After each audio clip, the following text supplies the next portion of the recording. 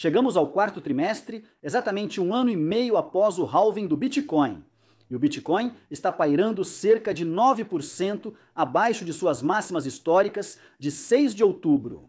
Então, a grande questão com a qual eles estão lidando agora é: 126 mil dólares foi o topo deste ciclo. O ciclo de 4 anos segue invicto. O mercado de baixa começa até os 50 mil, meu amigo. Vamos ultrapassar os 126 mil dólares? Pode se despedir do ciclo de 4 anos, pois agora vivemos algo novo, embora um pouco diferente. Agora, na minha opinião, se tirarmos todo o ruído, eliminarmos as distrações, essa continua sendo a questão mais fundamental, uma pergunta importante que podemos fazer agora nos mercados. Então, no vídeo de hoje, com essa grande questão em mente, quero focar novamente nos gráficos macro. Então, o M2 Global, a taxa dos Fed Funds, o S&P 500 e o ouro. Vamos falar de macroeconomia em grande estilo. Prepare-se! E vamos ver para que direção todos esses indicadores estão nos apontando, tanto para o preço do Bitcoin, quanto para a questão do ciclo de 4 anos versus ciclo estendido. Começando pelo grandalhão macro, o Bitcoin comparado ao M2 Global e as variações ano a ano do M2 Global, o Bitcoin está em preto, o M2 Global está em azul e a variação ano a ano do M2 é o oscilador em verde e laranja. O mais interessante, talvez até óbvio, não é a correlação do Bitcoin com o M2, mas sim com as variações do M2. Ao mover a linha azul do M2, fica claro como o Bitcoin valorizou, conforme o M2 cresceu, de 2016 a 2018. O fundo do Bitcoin, no mercado de baixa de 2019, coincidiu com o fundo do crescimento global do M2.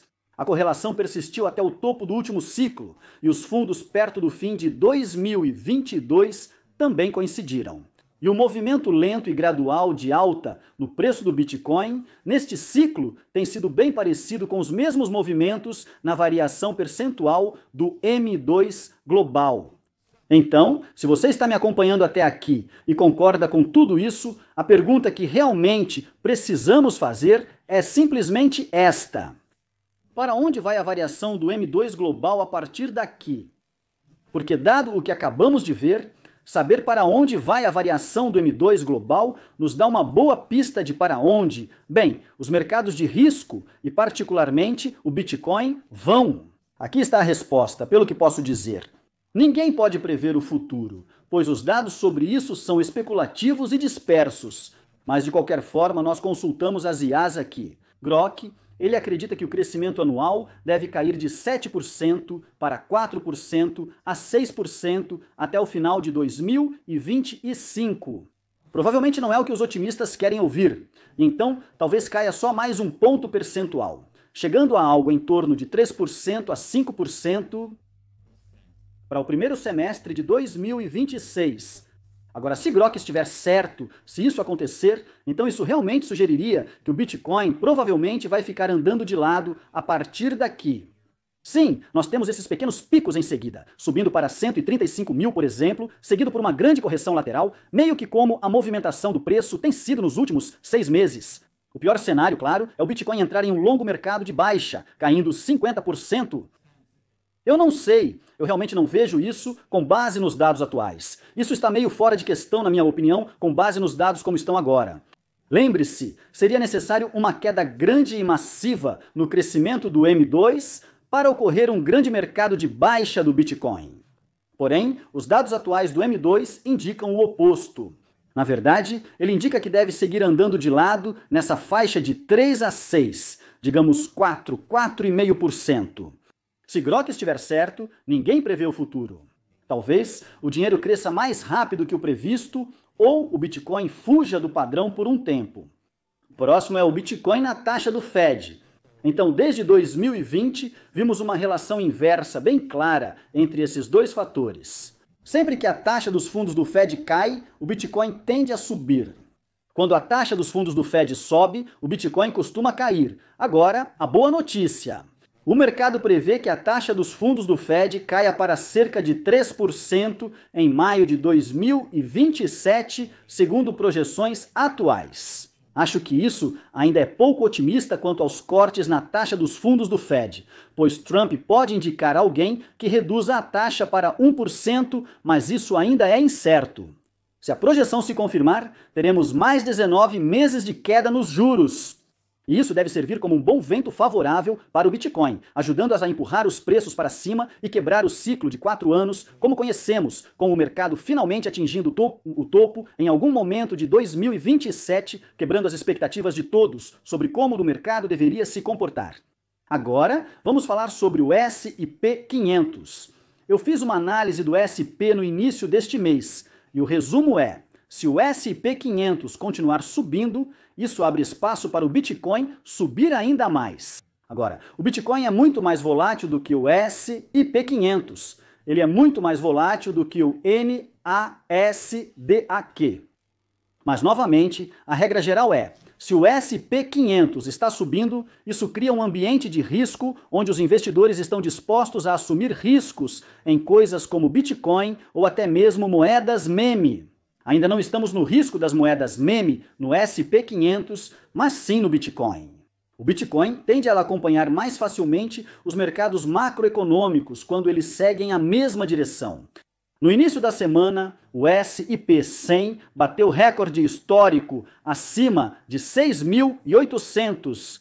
Então isso abre caminho para o Bitcoin subir ainda mais no curto prazo. Agora, rapidinho, antes de falarmos sobre o ouro, pessoal, obviamente, se vocês gostam de uma boa mistura de macroeconomia, ações e esse tipo de coisa, a newsletter é uma ilha gratuita. O ouro tem sido uma das maiores histórias de investimento nos últimos 2 meses. Você provavelmente percebeu, né? Há algum tempo, dizemos que o Bitcoin geralmente segue o ouro com 60 a 90 dias de atraso. Alguns afirmam correlação de até 120 ou 180 dias, mas considero 60 a 90 dias mais interessante. E isso é importante porque algo está acontecendo agora. Há 60 dias, o ouro rompeu um longo padrão de consolidação, mas o preço cai há cerca de uma semana. Enquanto isso, o Bitcoin parece ter atingido o fundo há cerca de uma semana, mais ou menos na mesma época em que o ouro provavelmente atingiu o topo. E como agora estamos chegando aos 60 dias, desde que o ouro fez aquele grande movimento de rompimento, isso abre espaço para que o Bitcoin também faça esse grande movimento, caso as correlações se mantenham como antes. E se realmente virmos o Bitcoin subir, digamos em algum momento entre agora e os próximos 30 dias, aproximadamente até o final de novembro, isso será bastante consistente com os movimentos atrasados anteriores que o Bitcoin fez ao seguir o ouro. Resumindo, os dados do M2 mostram que não estamos prestes a enfrentar um mercado de baixa intenso e duradouro. E simplesmente não, os dados não sustentam esse tipo de mentalidade. Mas, por outro lado, isso fornece a base para uma grande alta. A projeção indica que o crescimento do M2 não deve cair muito agora. E embora talvez não haja um grande salto com tudo o que está acontecendo, podemos continuar otimistas em relação aos mercados. Continuamos com uma visão positiva. Analisando a taxa dos fundos do Fed, o fantoche do Trump chegando, o SPF 100 subindo mais que o NASDAQ e o ouro corrigindo. Tudo isso indica que o Bitcoin tem uma configuração muito boa para subir a partir daqui. Existem garantias? Não, isso é investimento sem garantias. Dólares americanos, 126 mil não é o topo. Acredito que estamos em um ciclo mais longo e isso vai prejudicar muitos, pois não conseguirão suportar anos de pressão constante nesse mercado insano que causa transtorno de estresse pós-traumático. Se não suporta as quedas, não merece as altas. E a volatilidade é o preço que você paga pelo desempenho. Lide com isso, ficaremos bem. Obrigado por assistir.